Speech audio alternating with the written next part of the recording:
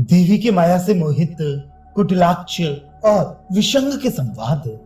श्री हयग्रीव जी कहते हैं, हे अगस्त्य, करंग प्रमुख दैत्यों के वध का वृतांत दैत्यगण से जानकर कुटिलाक्ष दीर्घ निश्वास छोड़कर अत्यधिक चिंतित हुआ। अवश्य ये महाशक्ति अविजयी सी मुझे प्रतीत होती है, जो इसके द्वारा महान बलशाली दुर्मद और कुरंड युद्ध में मारे गए। अस्तु उसे विशेष चिंतनीय नहीं समझना चाहिए, क्योंकि विजय का प्राप्त होना नियत स्थिति का निश्चायक नहीं। कर्म प्रमुख दैत्य अव्यर्थ सर्पणी माया से युक्त देवगण एवं दैत्यों के अजय थे। ऐसे दैत्य भी युद्ध में क्यों मारे गए? जो शक्तिगण की नायिका ललिता नाम वाली है, वह तो निश्चल भाव से स्थिति रही। पार्षद शक्तियों ने ही दैत्य सेना को मार दिया। निश्चय ही विधि के विपरीत होने पर क्या नहीं होता। आश्चर्य की बात है कि स्त्री के द्वारा ये करंक आदि दैत्यगण मार डाले गए। दैत्यों का चतुर्थांश बल क्षीण हो गया और बलवान सेनाधिपति मार दिए गए। शक्ति सेना में मुख्य ये अकेली भी क्यों नहीं मारी गई? शक्ति के ऊपर विजय प्राप्त करने की प्रतिज्ञा कर उसे जीतना अशक्य सा है। वही मैं अब पुनः कायर पुरुष के समान आज राजा के सामने जाकर कैसे कहूंगा? इस प्रकार चमुपति कुटिलाक्ष के चिंतापन्न होने पर विषंग भी विशुक्र से प्रेरित होकर आ गया। विषंग को देखकर सेनापति कुटिलाक्ष उठ खड़ा हुआ। आसन, अभिवादन, अर्घ्य आदि से उसकी पूजा से सम्मान देकर वह अपने आसन पर बैठ गया। अनंतर सेना नायक को अत्यंत म्लान मुख देखकर विषंग ने भंड दैत्य की आंतरिक प्रार्थना बताई, जो भगवती दैत्य की सब प्रार्थना पूर्ण करती है।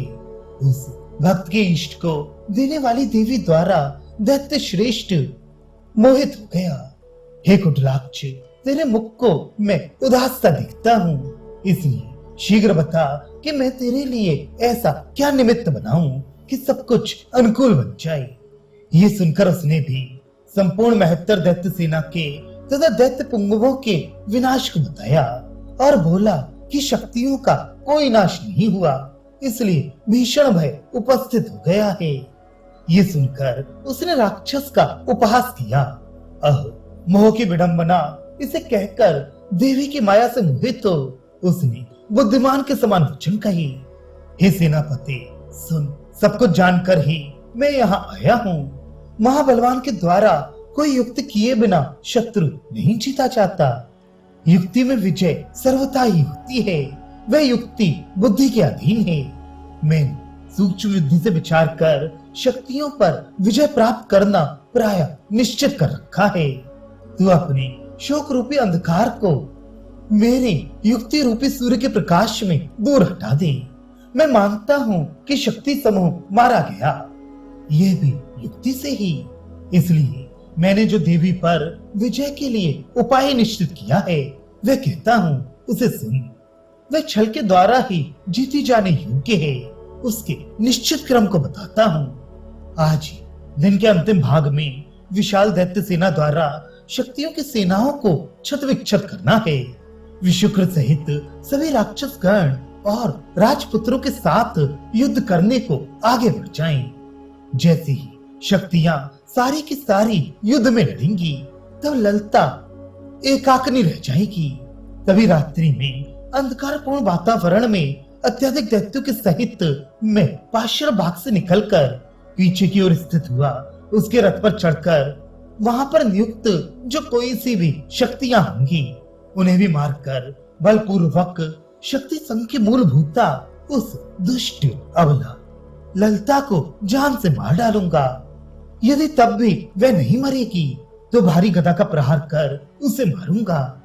उस दुष्टा के वध कर दिए जाने पर अथवा बांध दिए जाने पर भी शक्ति सेना को तू नष्ट प्राय ही जानना, भले ही वे तुम लोगों से मारी भी जाएं। जो ललिता राज्ञी अत्यंत कोमल हाथ और पैरों वाली है, मैं मेरे साथ युद्ध नहीं कर सकेगी, यह मुझे चिरकाल से ज्ञात है। इस प्रकार मैंने अत्यंत प्रगल्भ सुविचरित बुद्धि से निश्चित कर दिया है। हे सखी, तेरा दोष और भेद से विवर्जित विशुद्ध मत हो, सो बता। भगवती त्रिपुरा की माया से मोहित सेनापति कुटलाक्ष और दैत्यराज ने विशंग की वाणी सुनकर उस भगवती को उसने जीत लिया है, यही समझा। अत्यंत प्रसन्न हो उठकर शीघ्र उसने विशंग को छाती से लगाया। वह बोला, हे दैत्य कुल के प्रशंसनीय, तुझे अनेकानेक साधुवाद हैं। मैं तुझे बुद्धिमानों में श्रेष्ठतम मानता हूँ। अवश्य समय पर विजय प्रदान करने वाली बुद्धि सर्वथा ही दुर्लभ होती है। तू बुद्धि कार्य में बहुत बड़ा चढ़ा है।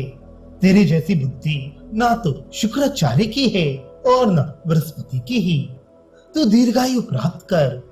मैं सफलता पूर्वक राज कार्य को साधने वाला तुझे मानता हूँ, इसलिए शीघ्र जा।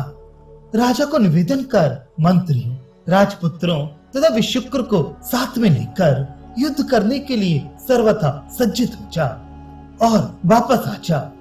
ये दिनपति सूर्य समुद्र में प्रवेश करने को लालायित हो रही हैं। इधर हम लोग जब तक शक्ति सेना से युद्ध करते हैं तब तक तू शीघ्र बुद्धि और सैन्य बल से युक्त बनकर उस कार्य को संपन्न करेगा। कुटिलाक्ष के ये कहने पर विशंग शून्यक नगर में गया। वहां राजा तथा विशुक्र को सारी बातें बताकर माया से विमूढ़ उन दैत्य अधिपतियों द्वारा सर्वसम्मत पक्ष जानकर राजपुत्र विशुक्र तथा मंत्रियों के सहित शीघ्र उपस्थित हो गया और संपूर्ण सेना के साथ कुटलाक्ष से मिलकर वहां युद्ध करने को आया, जहां शक्तियों की विशाल सेना उपस्थित थी।